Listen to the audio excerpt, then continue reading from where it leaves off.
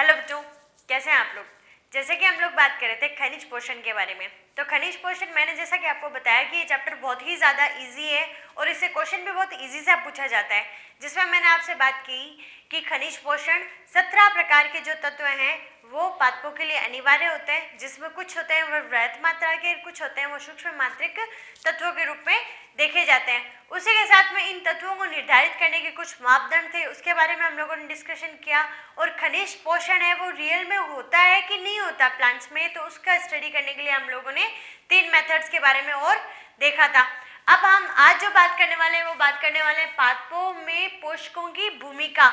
मतलब कि हम लोगों ने जो 17 तत्व देखे, 17 खनिज देखे, उनको हम लोग सेपरेटली अलग अलग पढ़ेंगे कि भाई नाइट्रोजन किस लिए ज़रूरी है, कि भाई कार्बन किस लिए ज़रूरी है।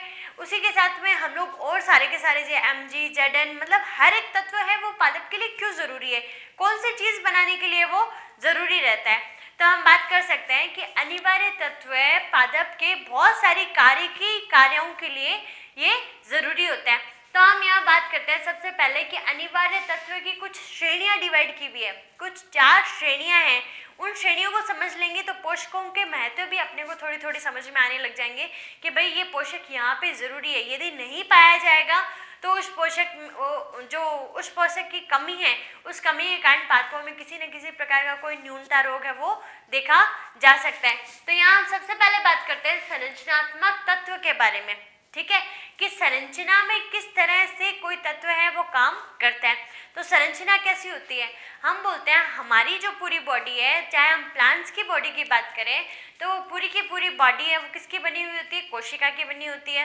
तो कोशिका को हमारे शरीर का या पादप के शरीर का या हम बोल सकते हैं किसी भी जीव के शरीर का संरचनात्मक और कार्यात्मक इकाई माना जाता है, ठीक है, कि जिस टाइप से ये दीवार है पूरी, ये दीवार ईंटों से मिलके बनी होती है, उसी तरह से हमारा शरीर है वो किससे बना होता है, कोशिकाओं से बना होता है। अब ये कोशिकाएं एक कोशिकाएं, जैसे रॉबर्ट हुक ने कोशिकाएं सर्च किया था तो उन्होंने ये देखा था कि जैसे मकड़ी का जाला गूंथा हुआ है, ठीक है, जिस टाइप से मधुमक्खी का छत्ता होता है, जिस टाइप से ईंटें हैं, तो इस टाइप से क्या होता है हमारे शरीर में भी पूरा का पूरा फॉर्मेशन है वो यही कोशिकाओं से हुआ होता है, ठीक है।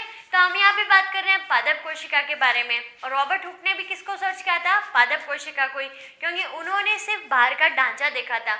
अब बाहर का ढांचा है वो किसका बना होता है, कोशिका भित्ति का बना होता है। जैसे कि आप लोगों ने 11th क्लास में साइटोलॉजी वो अच्छे से पढ़ रखी है, कोशिका विज्ञान, तो उसी में आप लोगों ने इस टाइप से कोशिका का डायग्राम देखा होगा, जिसमें बाहर की तरफ क्या होती है, कोशिका भित्ति बनी होती है, उसके जस्ट अंदर की तरफ क्या पाई जाती है, कोशिका झिल्ली, और उसके अंदर जो द्रव्य भरा रहता है उसको कोशिका द्रव्य कहा जाता है। और रही बात हम करें कोशिकांग के बारे में, तो कोशिकांग में जो सबसे बड़ा कोशिकांग होता है वो होता है रिक्तिका, 90% एरिया कवर करता है, जो यहाँ पे आपको ये चांद की तरफ बना हुआ दिखाई दे रहा होगा। और परिधि की तरफ क्या पाया जाता है, केंद्रक पाया जाता है। ये तो आपका हो गया कोशिका विज्ञान का रिवीजन। अब इसकी संरचना बनने के लिए कौन कौन से तत्व हैं वो आवश्यक होते हैं, उसके बारे में हम लोग देखते हैं कि संरचनात्मक तत्व हैं, ठीक है, वो जैव रासायनिक के घटक बनाने के लिए बहुत ही ज़्यादा ज़रूरी होते हैं। अब कैसे ज़रूरी होंगे, यहाँ सबसे पहले हम बात करते हैं कोशिका भित्ति के बारे में। तो कोशिका भित्ति होती है वो मृत होती है, और आप लोगों सबको ये ध्यान में है कि पादपों की कोशिका भित्ति है वो सेल्यूलोज की बनी हुई होती है, ठीक है। अब ये सेल्यूलोज क्या है, आप लोगों ने 3 घटकों के नाम देखे होंगे। आप लोगों ने सुना होगा कि भोजन के हैं 3 तत्व हैं वो मोस्ट इंपॉर्टेंट होते हैं, एक तो कार्बोहाइड्रेट, एक लिपिड और एक प्रोटीन। तो यही कार्बोहाइड्रेट, लिपिड और प्रोटीन है वो इसकी कोशिका भित्ति और कोशिका झिल्ली बनाने में सहायक है। अब किस तरह से सहायक है हम देखते हैं कि कोशिका भित्ति है वो किसकी बनी हुई है, सेल्यूलोज की, ठीक है। हम एक माला देखते हैं, उस माला में बहुत सारे मोती लगे हुए होते हैं, ठीक है, तो वही बहुत सारे मोती हैं वो यदि हम ग्लूकोज के बना दें तो वो ग्लूकोज वाली जो पूरी की पूरी माला है उस माला को क्या कहेंगे, सेल्यूलोज कहेंगे। आपके केमिस्ट्री में टॉपिक आएगा बहुलक करके, ठीक है। तो वो बहुलक में यही होता है कि यदि हम बहुत सारे ग्लूकोज के अणु है वो एक साथ जोड़ दें, एक लाइन में जोड़ दें, तो वो पूरी की पूरी लाइन है वो क्या कहलाएगी, सेल्यूलोज कहलाएगी, ठीक है। तो ये पूरा का पूरा सेल्यूलोज है। अब आपको मतलब सेल्यूलोज आप लोग को ध्यान में हो नहीं हो, लेकिन ग्लूकोज तो आपको अच्छे से ध्यान में है। तो ग्लूकोज का जो फॉर्मूला होता है वो क्या होता है, C6H12O6, तो C भी आ रहा है उसमें, H भी आ रहा है और O भी आ रहा है। तो बच्चा लोग इस तरह से हम कह सकते हैं कि कार्बन, हाइड्रोजन और ऑक्सीजन ये तीनों क्या है, संरचनात्मक तत्व हैं। तो यहाँ पे आप देखिए कि संरचनात्मक तत्वों में मैंने कार्बोहाइड्रेट, प्रोटीन, वसा लिखा है, उसी के साथ में DNA और RNA की बात और की है। तो हम लोग अभी तक सिर्फ जो ग्लूकोज की संरचना देखे हैं वो ग्लूकोज किस में आता है, कार्बोहाइड्रेट में आता है, लेकिन लिपिड और प्रोटीन की बात करना अभी भी बाकी है। तो हम देखते हैं कि यहाँ पे ये जो पूरा अंदर की मेम्ब्रेन होती है जिसको कोशिका झिल्ली कहा जाता है, तो कोशिका झिल्ली चाहे यूकैरियोट्स में हो चाहे प्रोकैरियोट्स में हो, तो सब में किसकी बनी हुई होती है, वो बनी हुई होती है लिपोप्रोटीन की, लिपिड प्लस प्रोटीन की। आप लोगों ने सैंडविच मॉडल पढ़ा होगा 11th क्लास में। तो सैंडविच मॉडल में यही था कि बाहर की तरफ प्रोटीन लेयर पाई जा रही थी, बीच में क्या पाई जा रही थी, यहाँ पे लिपिड पाई जा रही थी। तो ये जो प्रोटीन और लिपिड की लेयर है, इसी से कोई कण है वो आना और जाना कर रहा था। तो आप लोगों को ये बात ध्यान में होगी। तो हम यहाँ पे बात कर चुके वसा और प्रोटीन की भी, कि लिपिड और प्रोटीन है वो कहाँ पे पाए जाते हैं। उसी के साथ में हमें बात करनी है DNA और RNA की। तो DNA और RNA के यदि फॉर्मूले आप लोगों ने देखे हैं, तो DNA और RNA जो आपका 12th चैप्टर था लास्ट ईयर, तो उसमें क्या था कि फॉस्फेट भी पाया जा रहा था, नाइट्रोजन क्षारक थे, तो नाइट्रोजन भी प्रेजेंट थी, कार्बन, ऑक्सीजन, हाइड्रोजन, ये सारे के सारे तत्व हैं वो किस में पाए जा रहे थे, DNA और RNA की संरचना में पाए जा रहे थे। जहां हम बात करें प्रोटीन की, तो प्रोटीन है वो बहुत सारे एमिनो एसिड से मिलकर बना होता है। यदि एमिनो एसिड का किसी को फॉर्मूला ध्यान में है तो आप मेरे को कमेंट सेक्शन में आंसर करेंगे। अदरवाइज में जब आपको जब DNA की RNA की संरचना आपको वापस समझानी पड़ेगी, जब मैं आपको बायोटेक्नोलॉजी पढ़ाऊंगी उस टाइम, तो उस टाइम मैं आपको वापस क्लियर करती चलूंगी साथ में ये चीज़ें। तो आपको एक कोशिका का डायग्राम है और कोशिका की संरचना किस तरह से यहाँ तत्वों पे डिपेंड करती है, ये आपको समझ में आ गया होगा। तो संरचनात्मक तत्व यहाँ क्लियर होता है। उसके बाद में आता है ऊर्जा संबंधी तत्व है। तो ऊर्जा को हम लोग एनर्जी को किस फॉर्म में पढ़ते हैं, ATP की फॉर्म में, एडिनोसिन ट्राइफॉस्फेट, तो उसमें भी फॉस्फोरस आता है, ठीक है। तो यहाँ पे ATP में फॉस्फोरस, और उसी के साथ में क्लोरोफिल है। तो क्लोरोफिल तो फूड बनाने का काम कर रही है, तो एनर्जी किसके लिए, प्लांट के लिए भी, एनर्जी किसके लिए, हमारे लिए भी। तो उसमें मेजर रोल प्ले करने वाला होता है वो क्लोरोफिल होता है। तो क्लोरोफिल की संरचना में Mg पाया जाता है। जब आप 10th चैप्टर पढ़ेंगे प्रकाश संश्लेषण वाला, तो उसमें आप देखेंगे कि Mg की संरचना है, तो Mg है वो एक मेजर रोल प्ले करता है क्लोरोफिल की संरचना में, ठीक है। तो आप लोगों को ये दो बातें ध्यान में रखनी है। उसके बाद में जो मोस्ट इम्पॉर्टेंट है वो है एंजाइम सक्रियक। एंजाइम को सक्रिय करने का और एंजाइम का निरोध करने का, दोनों का काम यहाँ पे तत्वों का होता है। तो उसमें आप देखिए कि रूबिस को एक एंजाइम का नाम पढ़ेंगे, एक पढ़ेंगे पेप्केज। तो इनको जो मोटिवेट करने का काम है, उत्प्रेरित करने का काम है, वो किसका रहेगा, Mg का रहेगा। उसी के साथ में फॉस्फोइनोल पायरुविक कार्बोक्सिलेज है, उसको भी उत्प्रेरित करने का काम किसका है, यहाँ पे Mg प्लस का है। तो आप लोगों को यहाँ पे ये नाम थोड़ी सी अजीब लग रहे होंगे, भाई ये रूबिस्को कहाँ से आ गया, ATP तो आपका सुना हुआ था, रूबिस्को, पेप्केज, और ये क्या है, फॉस्फोइनोल पायरुवेट कार्बोक्सिलेज। तो ये सारे के सारे हम लोग पढ़ने वाले हैं प्रकाश संश्लेषण के अंदर, ठीक है। तो ये Mg प्लस रहेगा। इनकी फुल फॉर्म भी मैं आपको वहीं पे बताऊंगी ताकि आप लोगों को ज़्यादा बर्डन नहीं रहे, ठीक है। फिर एल्कोहल डिहाइड्रेजनेज और कार्बनिक एनहाइड्रेज, ये Zn के थ्रू, और जो मोस्ट इम्पॉर्टेंट है, जो सबसे ज़्यादा बार पूछा जाता है क्वेश्चन, ये पूछा जाता है कि नाइट्रोजिनेज एंजाइम को सक्रिय करने के लिए कौन से तत्व हैं वो रेस्पॉन्सिबल है।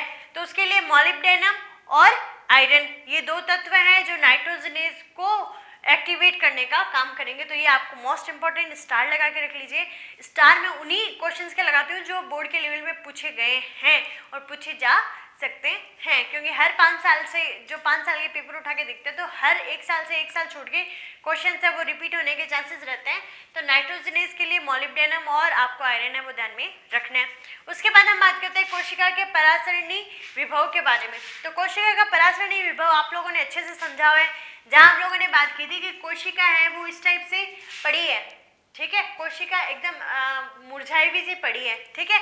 तो उसमें K प्लस आयन आता है, K प्लस आयन के साथ में क्या घुस जाता है, H2O जाएगा अंदर।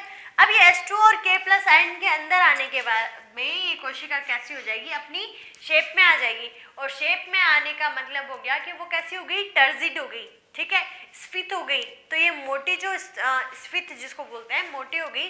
तो यहाँ पे क्या है कि कोशिका का परासरणी विभव को कंट्रोल करने के लिए भी K प्लस है वो बहुत ही ज़्यादा इम्पोर्टेंट है। अब हम ये सारे के सारे श्रेणियों में पढ़े, उसी के साथ में हम लोग बात कर रहे हैं पादपों में पोषकों की भूमिका। तो यहाँ पे भी आपको भूमिकाएं समझ में आ रही है कि किस टाइप से ये पारगम्यता को कंट्रोल करता है, जो मैंने लिपिड और प्रोटीन वाला बताया, ठीक है। किस तरह से ये परासरणी विभव को कंट्रोल करता है और किस तरह से ये यहाँ पे एंजाइम को कंट्रोल करने का काम करता है। उसी के साथ में आपको ध्यान में रखना है कि ईटीएस साइकिल पढ़ेंगे हम लोग, ठीक है। जब रेस्पिरेशन श्वसन वाला चैप्टर पढ़ेंगे 11th, तो उसमें ईटीएस साइकिल रहेगा और को एंजाइम के रूप में भी यहाँ तत्वों को लिया जाता है। एंजाइम का आपको मतलब ध्यान में है, नहीं ध्यान में है तो नेक्स्ट चैप्टर हम एंजाइम ही पढ़ने वाले हैं, वहाँ समझ में आ जाएगा। और को एंजाइम का मतलब कि को का मतलब क्या होता है, को फैक्टर, ठीक है। को मतलब साथ में काम करने के लिए, ठीक है। एंजाइम के साथ में काम करने के लिए किसी भी तरह के तत्व का यूज करते हैं तो उसको हम को एंजाइम कहेंगे। क्लियर।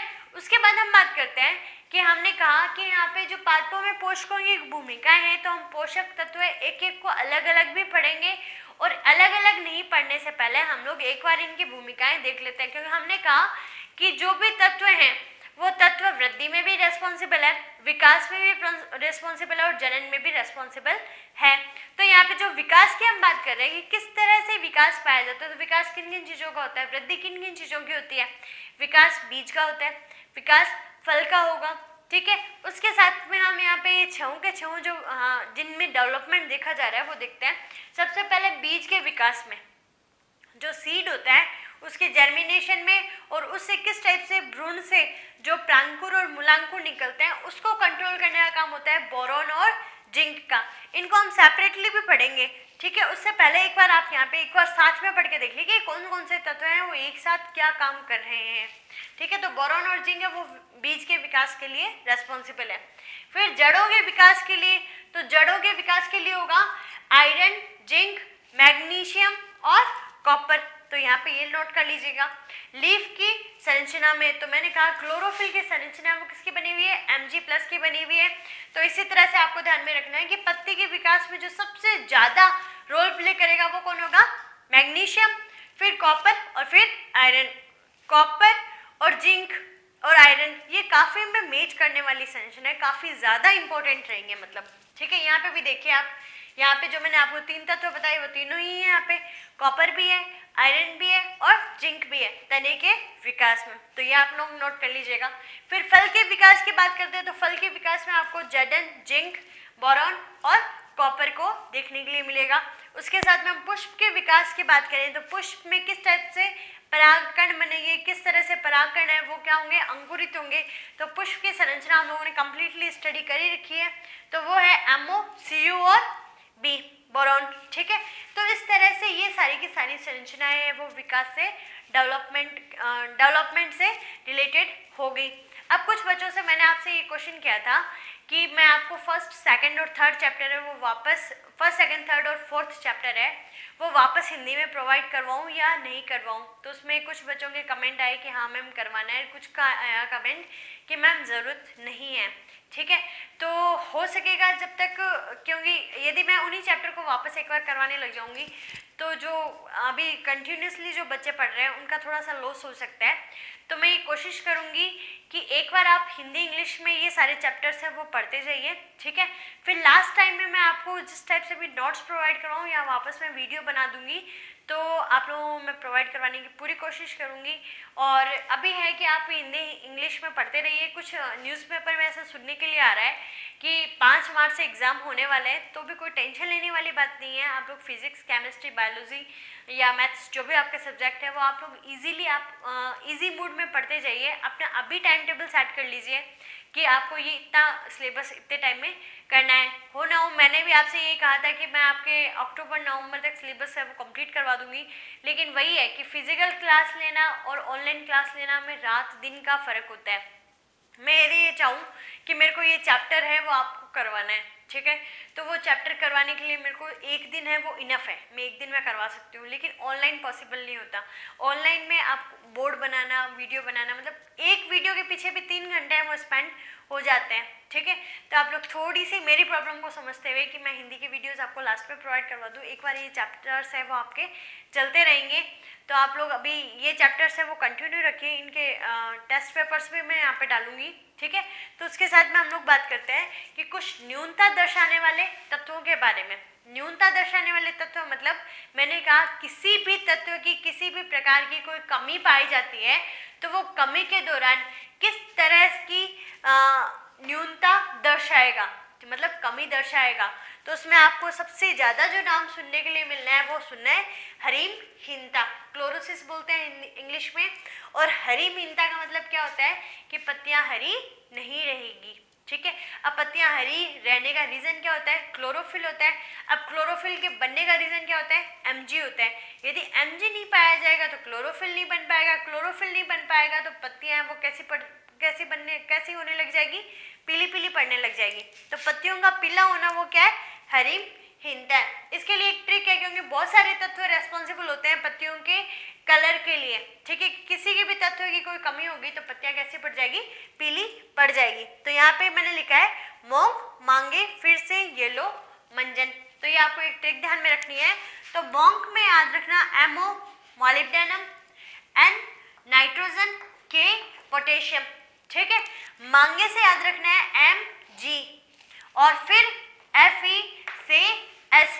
येलो का कोई मतलब नहीं है, येलो का मतलब ट्रिक में सिर्फ कि येलो करने के लिए कौन कौन से रेस्पॉन्सिबल यहाँ पे है, ठीक है। Mn और Zn, मंजन Mn Zn। तो ये सारे के सारे जो तत्व हैं वो किसके लिए रेस्पॉन्सिबल है, हरिमहीनता के लिए। तो आप लोगों को एक साथ ध्यान में रखना है, फिर मैं आपको सेपरेटली पढ़ा दूंगी। फिर है उत्तकक्षय। उत्तकक्षय कब होगा, जब कोशिकाओं की मृत्यु होने लग जाएगी और किसी के भी मृत्यु होती है या मर्डर करना होता है तो उस टाइम हमें किसकी जरूरत होती है, चाकू की जरूरत होती है, ठीक है। तो यहाँ पे जो ट्रिक है वो आपको ध्यान में रखनी है, CaCu मांगे नाइफ। नाइफ का मतलब चाकू होता है, ठीक है। तो CaCu काकू भी बोल सकते हो उसको, CaCu Mg और K, ये चार जो है तत्व है वो किसके लिए रेस्पॉन्सिबल है, उत्तकक्षय के लिए रेस्पॉन्सिबल है। फिर कोशिका विभाजन को रोकने के लिए MO K N और S, ये कोशिका विभाजन को रोकने के लिए। और जो सबसे लास्ट है कि फल में देरी होने लग जाए या फल है वो ढंग से नहीं बन पा रहा, फल आने में देरी हो रही है या फल उसमें डेवलप ही नहीं हो पा रहा, तो उसके लिए मॉलिब्डेनम S और N, इनकी कोई ट्रिक नहीं है क्योंकि 2-2-3-3 ही है, आप लोग इजीली याद कर सकते हैं, ठीक है। तो आप लोग नोट्स बनाइए, अभी एग्जाम की टेंशन मत लीजिए, अभी तो फॉर्म फिल हो रहे हैं, हो जाएगा एग्जाम भी। और एग्जाम होने से पहले आप लोगों को किस टाइप से तैयारी करनी है उसके लिए मैं एक वीडियो और बना दूंगी आपको, ठीक है। तो अभी आप लोग ये अपने नोट्स हैं वो कंप्लीट कर लीजिए। खुश रहिए, मुस्कुराते रहिए और घर पे सुरक्षित रहिए। Thank you.